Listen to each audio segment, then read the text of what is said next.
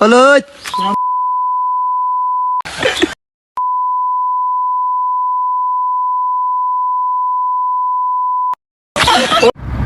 আসসালামু আলাইকুম।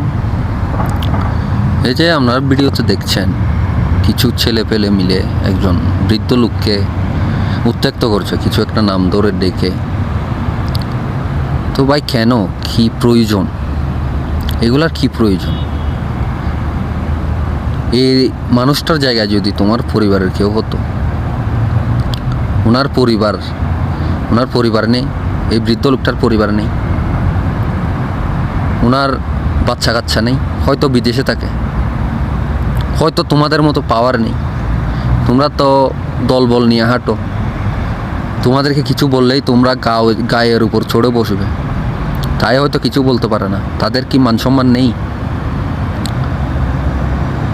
তোমার বাবা, তোমার দাদা বা পরিবারের কারো যদি এই ধরনের পরিস্থিতি হতো, লোকজন মিলে যদি তাকে উত্ত্যক্ত করতো, তখন তোমার কেমন লাগতো?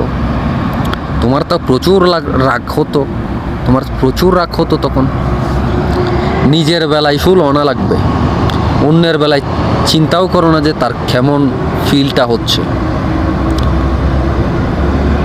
তার ফ্যামিলি নেই, আরও ভিডিও করে তুমি সোশ্যাল মিডিয়াতে ছেড়ে দিচ্ছ। একটু মানসিকতা থাকা দরকার। প্রতিটা এলাকায় এমন ধরনের মানুষ থাকে যারা অনেক বয়স হয়ে গেছে, তো তাদের মস্তিষ্কটা আমাদের সাধারণ মানুষের মতো তো কাজ করবে না ভাই।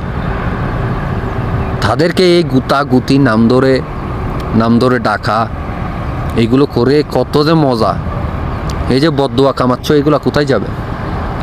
তাদের থেকে যে বদদোয়া নিচ্ছ, এগুলার মাসুল কে দিবে? তোমার তো জীবনে মানুষ হইতে পারবে না যদি গায়ে মন থেকে দোয়া করে দেয়, আল্লাহ তাআলা কবুল করে ফেলে, শেষ, তোমার লাইফ কিছু করতে পারবে না। আচ্ছা, আজকে তুমি উনাকে উত্ত্যক্ত করলা, কালকে যদি উনি মানুষটা মারা যায়, তাহলে তুমি উনার কাছ থেকে মাপ চাওয়ার সুযোগটাও পাইলা না। আল্লাহ তাআলা বলেছেন যে বান্দার হক আল্লাহ তাআলা মাফ করবেন না। হক মানে খালি টাকা পয়সা, জায়গা সম্পত্তি না।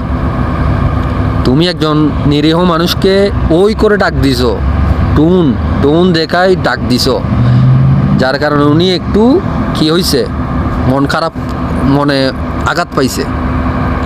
এটা হচ্ছে ওনার হক মারছো তুমি।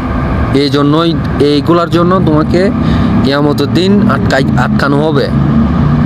এগুলো মাফ করবে না আল্লাহ তাআলা।